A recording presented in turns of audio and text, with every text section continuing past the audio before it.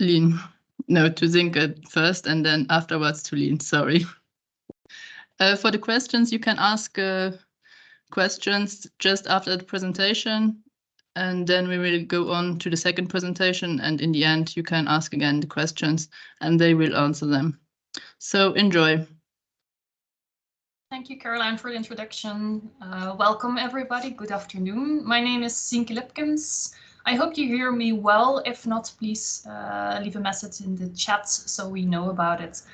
So I'm Zinke. I'm working at the Milk Control Center in Flanders, working closely together also with Animal Health Flanders, DGZ Flanders. And we all aim to have a good milk quality and farmers with good animal health of the animals. And today we're going to talk about selective dry cow therapy and selective treatment of non-severe clinical mastitis, as we are working in it in a project as well, but this will be for Lien to give you more details about it. And I'm going to start with just a brief introduction about dairy farming in Flanders. So dairy farming in Flanders, so welcome to Belgium. Belgium is a small country. We have a northern part, which is called Flanders, and all the dots that I'm showing here are the dairy farmers. So in total, we have about 3,687 bovine dairy herds, of which the predominant breed is Holstein Friesian. On average, let's say we have 77 cows in a herd, lactating cows, but also the total. And average milk production per cow is almost 10,000 kilograms. So we actually in 2022 hit a milestone when we produced in Flanders over 3 billion liters of milk, which is a result mainly of increasing milk production per animal. As we see the number of animals being steady, the number of herds are declining each year, but the production per animal is increasing. Well, we actually also succeed in improving the milk quality each year. So we're very proud of the dairy farmers in Belgium and in Flanders. There are some concerns about antimicrobial resistance worldwide. This is for both human and animal health, but more specifically in Europe, antimicrobial resistance is ranked in the top 3 priority health threats for humans, and that's why we're all being asked to prudently use antibiotics, which is also the topic of today, but we want to do it a more practical approach with how to do it and to do it well and responsibly. So this concern is also a legislation in Europe. So we have a regulation on veterinary medicinal products, which has been applied or reapplied since the beginning of 2022. And one of the topics in that legislation is a ban on preventive use of antibiotics in groups of animals. So if we then have a look at our modern dairy herds, we estimate that more than 75% of the antimicrobials are used for udder health. And if we think other health and treatment, there are 2 main things we think about. It's actually dry cow therapy and mastitis treatments. And then especially for dry cow therapy, what do we do when we're drying off cows? We usually use antibiotics, and that's then again a little bit what Europe is asking us not to do anymore, the preventive use of antibiotics. So what can we do about it? Well, only administer antibiotics to the cows that are in need of antibiotics. And that's why we talk about selective dry cow therapy, but we can also selectively treat cows with mastitis, only those that will benefit from antibiotics. And this is then selective treatment of non-severe clinical mastitis. We believe it's not always necessary to use antibiotics to improve the chances of curing, but there are some things you have to keep in mind and pay attention to. Let's go to selective dry cow therapy. So what is selective dry cow therapy? First, most farmers still apply blanket dry cow therapy, which is administering long-acting antibiotics to all cows at drying off. So we have 10 cows here in red. They all receive long-acting antibiotics at drying off.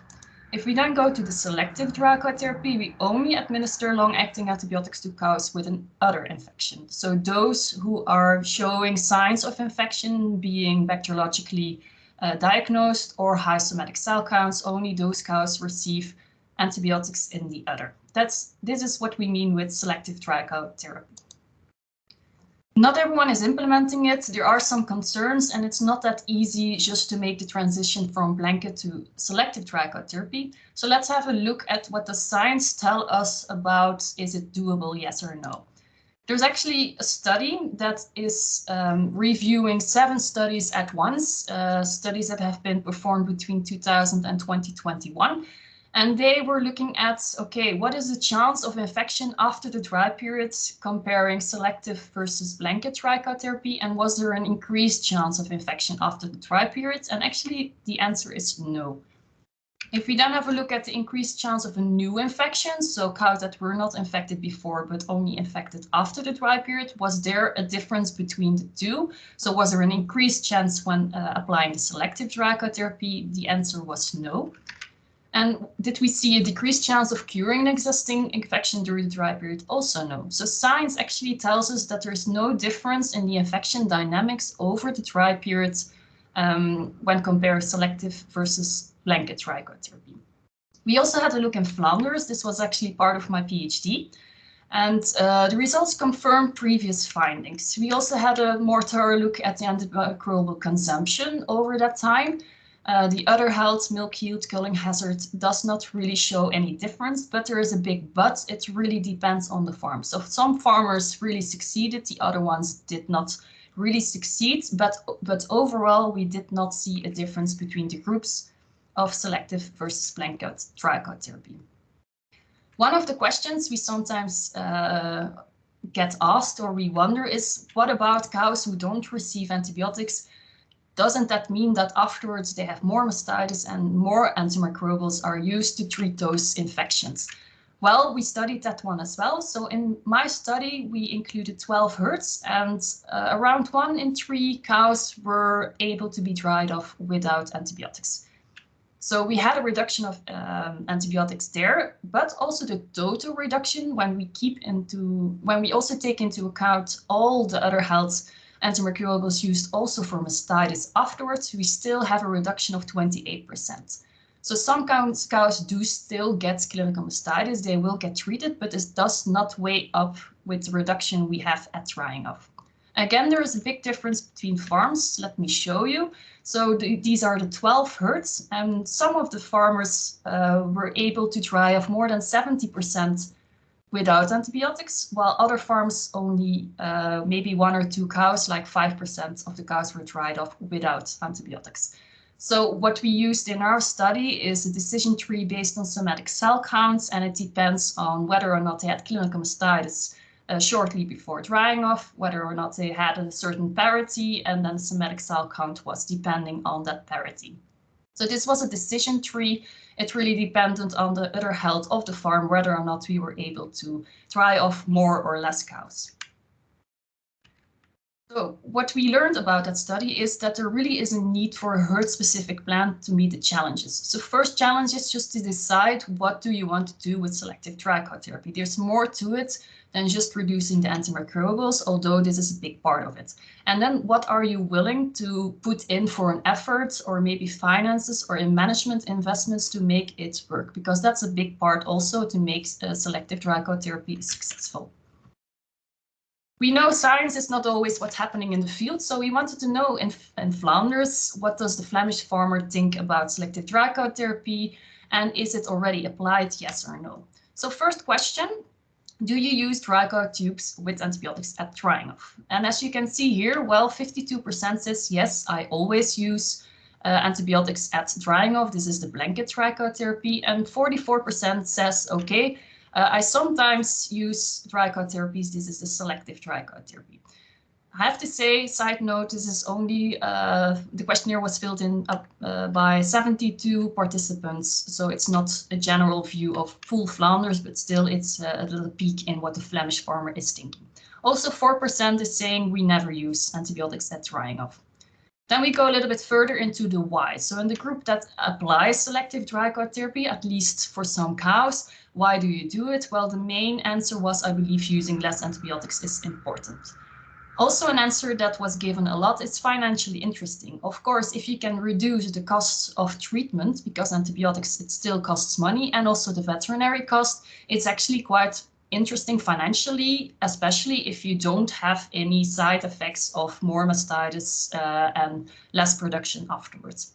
Preventive use is illegal, this is also something that was mentioned, and some veterinarians are steering towards selective dry cow therapy, which will help the farmer to make that mind shift of, okay, let's go for it. It's important that we chip in our battle against antimicrobial resistance.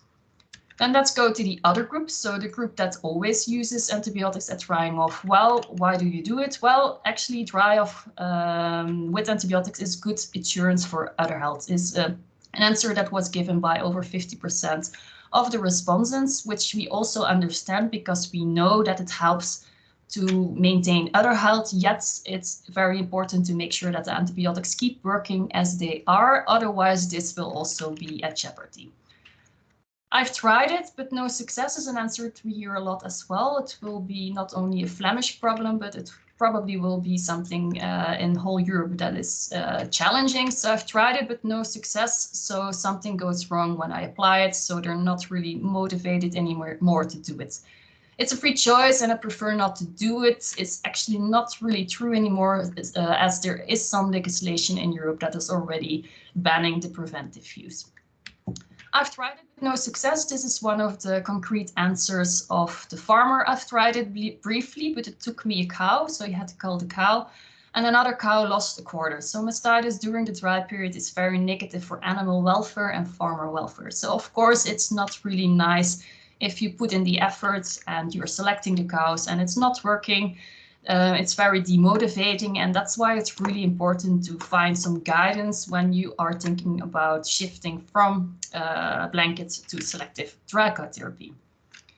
There is a general advice how to do it, and it's tackling many risks, risks being at herd level or at cow level. So at herd level, very important to take into account is the somatic cell count at bulk level, so high bulk milk somatic cell counts above 250,000. These are the herds that we encourage to first optimize the udder health before going to selective dry cow therapy. If there are some Streptococcus agalactiae in the herd, this is a very contagious bacteria.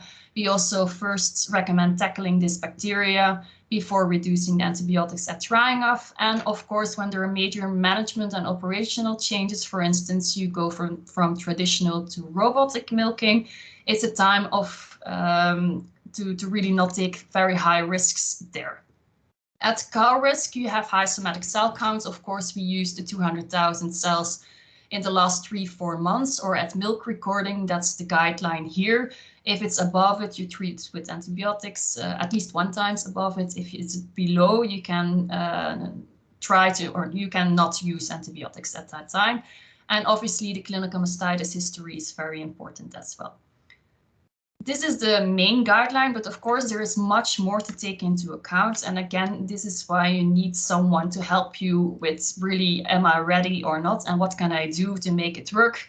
To have some kind of idea about a new infection and chronic infection rates. The milk yield at drying off also is very challenging to reduce it before drying off, because this will increase the risk of having a good dry period. The milking technique is important. Application technique of the udder tubes is it's a small thing to really check, but it can have a big impact on the success of selectively drying off cows and in general drying off cows.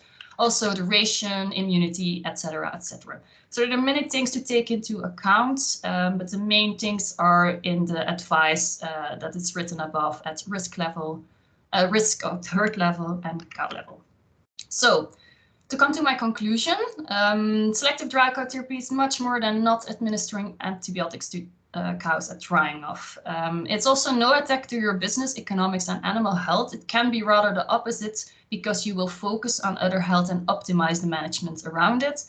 It's no all or nothing story. It's perfectly fine to do it step by step and then work to fewer and fewer antibiotics, try with some cows and then increase gradually, for instance, the limit of somatic cell counts beneath which you will not use antibiotics. And it's not something you implement from one day to another. It's really a management style that offers opportunities to better control your animal health. What is needed? is motivation, preparation, and coaching. It's something I would not recommend you as a farmer to do it alone.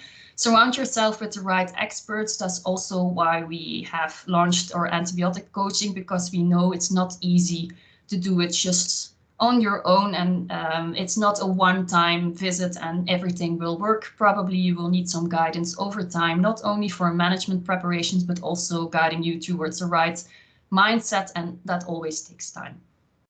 So thank you for listening. Maybe there are some questions.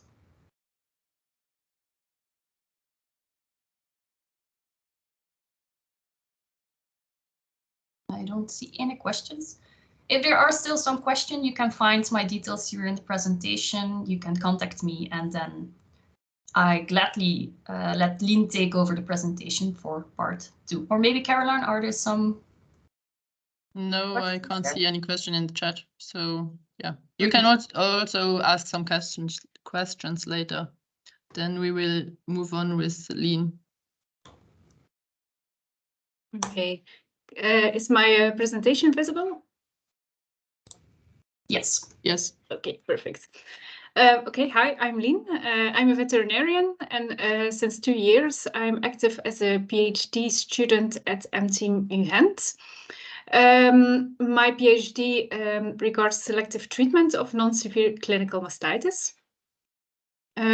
This is what I'm going to talk about today. So we will start with a little bit of basics to come to the selective treatment of non-severe clinical mastitis.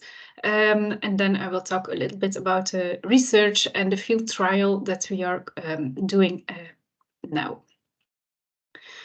So what is clinical mastitis? We can distinguish 2 types of mastitis. So at one hand, we have the clinical mastitis, and at the other hand, we have the subclinical mastitis. In cases of clinical mastitis, we see visible symptoms like an abnormal udder or abnormal milk. And in cases of subclinical mastitis, we see no visible symptoms. We can detect this type of mastitis by measuring the somatic cell count of the animal, and also sometimes there's a slight decrease in milk production observable. So for the selective treatment of non-severe clinical mastitis, we will focus on the clinical mastitis. So when we talk about visible symptoms, what's the first thing that is visible? That's often the abnormal udder. An abnormal udder, what is that? That's warmth, the udder is swollen, there's redness, the cow is in pain, so unwillingness to be milked. And in cases of clinical mastitis, there will also be a decreased milk production because of the decreased function of the udder tissue. The clinical mastitis, we can divide it in 3 classes depending on the severity of the symptoms. When only abnormalities at the milk can be seen, like clots or blood, we call that a mild clinical mastitis. When there are abnormalities at the udder, we speak of moderate clinical mastitis, so swollen, red, painful. And when the cow also has severe clinical symptoms like general illness, dehydration, anorexia, high fever, it will be classified as a severe clinical mastitis. For the selective treatment, the mild and the moderate clinical mastitis will be important. Cows with a severe clinical mastitis, we will not treat selectively. How does clinical mastitis develop? Well, when we look at the pathogens, the main cause of mastitis is a group of bacteria, like E. coli, Staphylococcus aureus, Streptococcus uberis. Everybody knows them. These are all bacteria. And next to the bacteria, we also have yeast and fungi. These two are typically iatrogenic of origin and are typically introduced by applying intramammary antibiotics without respect for clean and aseptical working. Then we also have the trauma and the etching substances, which causes non-infectious clinical mastitis or mastitis in general, but they can lead to infectious clinical mastitis. So this is a picture to explain the introduction of a pathogen into the udder tissue. The black dots on the, I can see the black dots are the bacteria. Then you have the other tissue, and in the other tissue you can see immune cells present. These are all the colored dots that are present here. And the red and the blue line are the blood vessels, and the white dots in the blood vessels are also immune cells. So this is a normal situation. Some immune cells in the udder tissue, the bacteria outside the udder, and then immune cells in the blood vessels. What happens when a bacteria enters the udder tissue is they're going to interact with the local immune cells that are available there. When they interact, the immune cells that are locally available in the udder tissue will produce some alarm signals, the immunoregulatory substances. These are the red dots. And these red dots will be going through the blood vessels and will give the alarm signal to the immune cells that are present in the blood vessels. And those immune cells will migrate into the udder tissue to help the local immune cells attacking the bacteria. So this is what causes the elevated or the increased cell count in cases of mastitis. It are not the bacteria that are giving the increased cell count. It's due to the massive influx of immune cells. So all the immune cells in the udder tissue will attack the bacteria and clean the udder of the infection. Now, this is in ideal situations when the cow, the immunity of the cow is on point. But in cases of low immunity of the cow, or when the bacterial load is too high, or when the virulence of the bacteria is too high, the cow is not capable of fighting off the infection on her own. So in these cases, antibiotics will have benefits. And also when the udder is not fully cured, then you get a chronic infection. When we then look at the cure and treatment in Belgium, well, what do we see? Well, in most of the cases in Belgium, a sample for bacteriological culture is not taken. So it's only taken in 10% of the cases. Why is that so? Well, that's because bacteriological culture, milk samples for bacteriological culture need to be sent to a regional laboratory, and it often takes up to 5 days until the farmer receives the results. And at that moment, the cow is often already cured or even culled. In ideal situations, the veterinarian should be called with every case of mastitis in order to initiate antibiotic treatment. But in Belgium, farmers have their own stock of medicines, including antibiotics, so they are able to treat a cow without the consult of the veterinarian. In ideal cases, there also should be a mastitis management and prevention plan present on every farm, constituted in collaboration with the herd veterinarian. But a Flemish study has shown that in less than 50% of the farms, such a plan is in place. It's also often so that the farmer treats the animal locally and systemically in all the cases of mastitis, so the mild, the moderate, and the severe cases. And eventually, when the cow is too sick or she becomes chronically infected, she is killed. The current way of treating cows with mastitis may contribute to the rising antibiotic resistance, and it also leads to an increase in the costs on farm. These increased costs are due to treatment costs, decreased milk production, prolonged withdrawal time of the milk, and the killing of the cow. So this is an overview of the estimated cost of mastitis in Belgium. So we estimate that one case of clinical mastitis costs about €460. The total cost of mastitis in Flanders per year is 61 million euro. The annual production losses due to mastitis, 17.4 million euros. The annual amount of milk that cannot be delivered due to mastitis, 19 million liters of milk.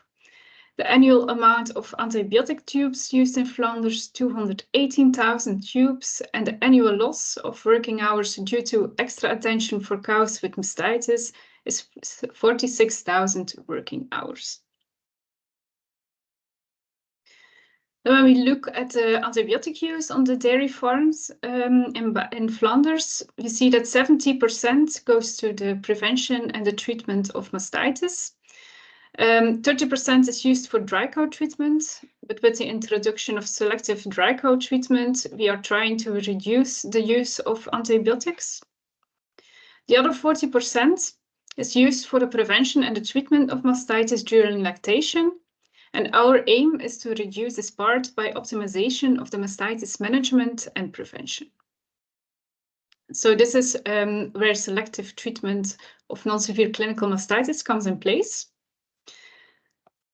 So these are the reasons why one should adopt selective treatment in their mastitis management. Antibiotic is a hot topic globally. And we want to protect the human and the animal health. We want to use antibiotics in a responsible manner. We want to decrease the antibiotic use. We want to treat targeted with knowledge of the pathogens. And when needed, we want to treat quickly. How does selective treatment work? Well, in case of a mild or a moderate clinical mastitis, we take a milk sample. We collect a milk sample and plate it on a rapid test for bacteriological culture. And after an average incubation time of 24 hours, the results can be interpreted. So depending on the results of that rapid test, we will treat or not treat the cow with antibiotics. During that 24-hour waiting time, an anti-inflammatory drug can be given to the cow to temper the inflammation. Those anti-inflammatory drugs are in fact always recommended in cases of mastitis, since it has been shown that it has positive influence on the decrease of the cell count and because it keeps the cow comfortable. And when the cow is comfortable, she keeps on eating, the rumen keeps on working, and there's a less decrease in milk production. So which cases can we treat selectively? Like I said, the mild cases, so those with abnormal milk, and the moderate cases. The severe cases we will not include for selective treatment. It's recommended to treat them directly. Like in our field trial, we let every farmer take the body temperature from the cow at day 1. And when the temperature is above 39.5 degrees Celsius, we see that case as severe. So in cases of severe clinical mastitis, do not treat selectively. And don't wait 24 hours until you initiate a treatment. So selective treatment only in cases of mild and moderate clinical mastitis. So in cases of mild and moderate clinical mastitis, you take a milk sample, we plate it on a rapid test for bacteriological culture in the milk, and depending on the result after 24 hours, we will treat or not treat with antibiotics. When the result of the rapid test shows growth of a gram-positive bacteria, or the milk sample was contaminated, then antibiotics are in place and you can treat the cow with antibiotics. Gram-positive bacteria examples are Staphylococcus aureus, non-aureus Staphylococci, Streptococcus aureus, Streptococcus dyshalaxi, ahalaxi, and many more. A contaminated sample, we can detect a contaminated sample when the plate shows growth of 3 or more different bacteria. And a contaminated milk sample is most frequently the result of poor milking sample, of poor milk sampling technique. So it's very important to take the milk sample as aseptical as possible. So in cases of gram-positive bacteria contaminated, you can treat with antibiotics.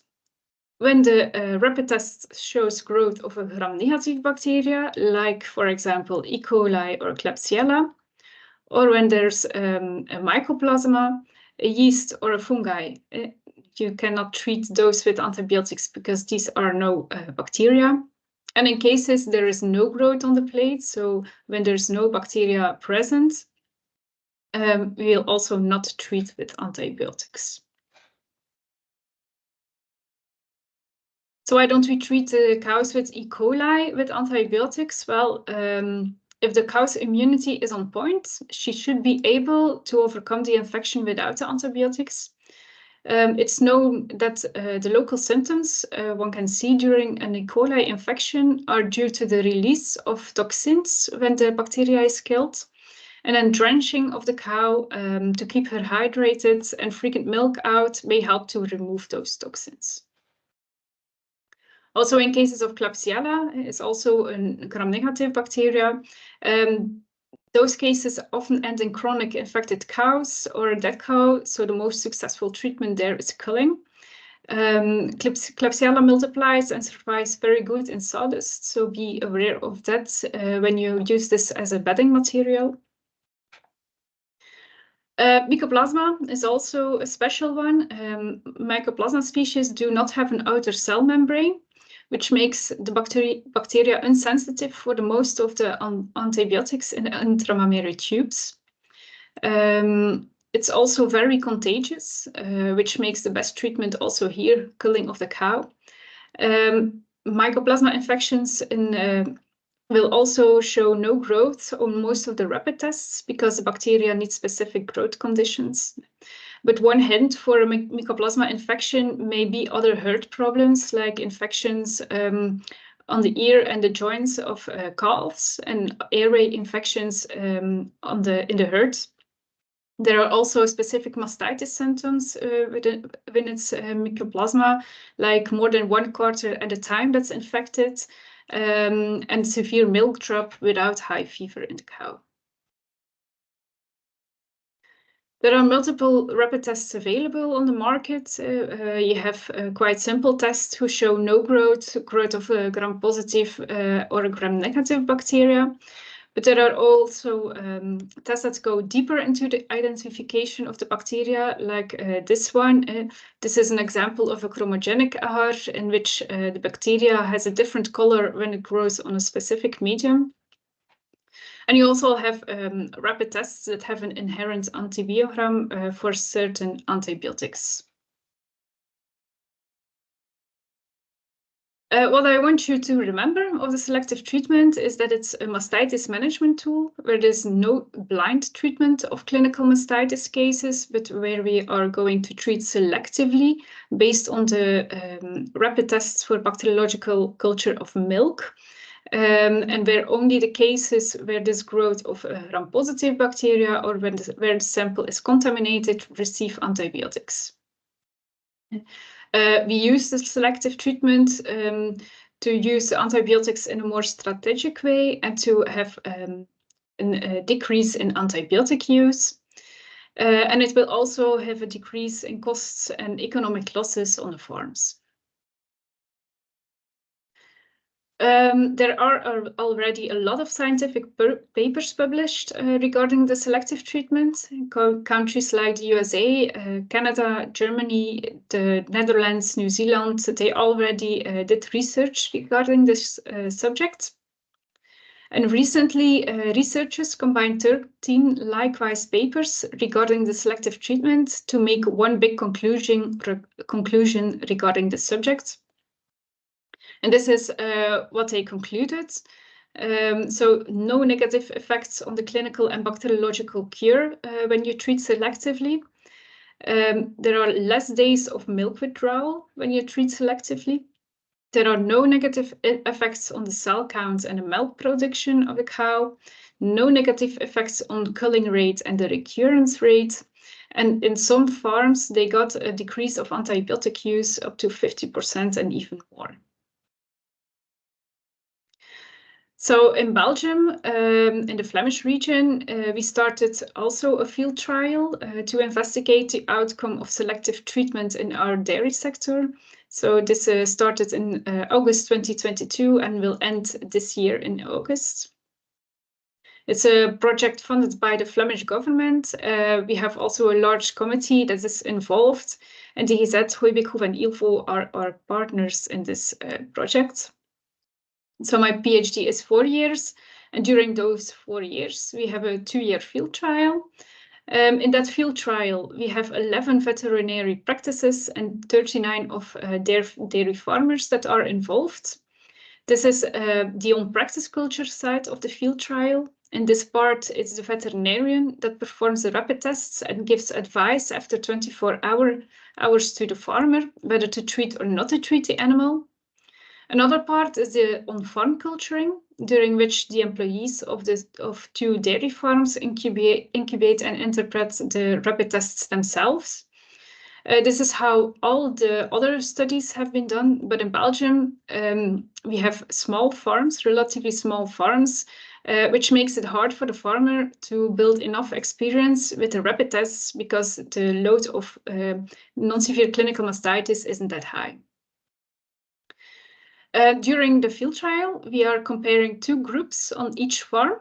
So in each farm, the cows are divided in a direct treatment group, where the cow receives directly antibiotics, so the blind treatment. And the other group is a postponed treatment, so the selective treatment group, where we are going to treat the cows based on the results of rapid tests. Then at the end, we will compare the 2 groups on several things. We also going to use the results of all bacteriological cultures to optimize the mastitis management on the participating farms. So this is a decision tree that we made for the farmers to follow the flow of the trial. Each cow with new clinical mastitis has to be temperatured at day 1. And when the body temperature is higher than the 39.5 degrees, the mastitis is seen as severe and the cow cannot participate in the trial. So these are the red boxes. And when the temperature is equal to or lower than 39.5 degrees, the cow can be enrolled. And then depending on the first checklist, but I will explain the checklist later, the cow will be enrolled in a direct treatment protocol or at a postponed treatment protocol.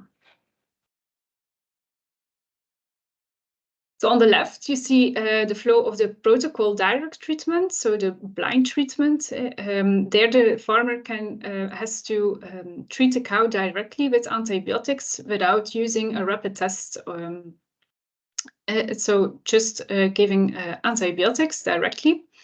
And protocol postponed treatment, the farmer has to wait 24 hours until he gets a phone call of the veterinarian with the results of a rapid test. And based on the results of that rapid test, the cow can or cannot be treated with antibiotics.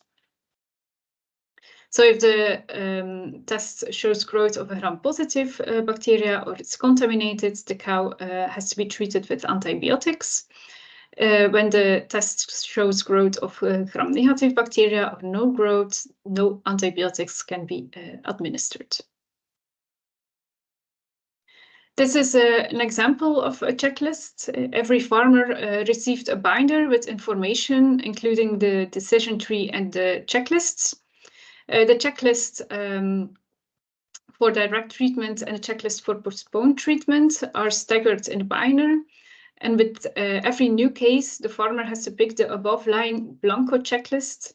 So in that way, the cows of each farm are randomly divided into groups. So this is an example of a protocol direct treatment. And this is a checklist of a protocol postponed treatment. So it's the same checklist, only the banner is different in color, and they have to take 1 or 2 samples at the beginning. Then each farmer has to fill in the checklist, and he has to do that every day until the cow is 2 days free of all symptoms. So just checking the boxes when it's applicable on that cow.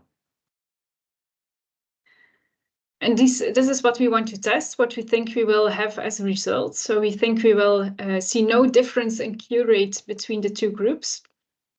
We also think that there will be no difference in milk production and in somatic cell count during the following lactation. We also think there will be no difference in culling rates. We hope to see a decrease in milk withdrawal time in the group of postponed treatment. And we also hope to see a decrease in the antibiotic use in the group of postponed treatments. So this is my part. I don't know if there are any questions regarding this one.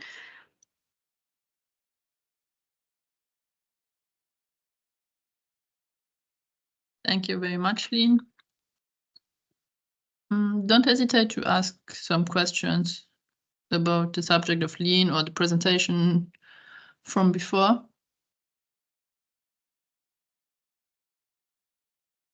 I will put you also the link of our website in the chat, where you can find all the publications, the webinars we already had. This one will also be uploaded in the next days. So if you have some people who couldn't join us today, just tell them and they can watch it next week or later on. And you can always email me when you have a question on a later basis.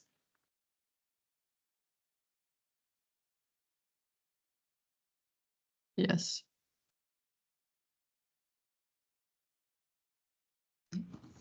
I think there will be no question for today. Everything was clear, so perfect presentations. For cases as well, so I'm sure they find us if they have any questions. Yeah, I think so. So thank you very much, you two, and then I wish you a nice day. Same for you. Thank you again, and see you next time. Yes, thank you very much. Bye-bye. Thank you. Bye. Bye.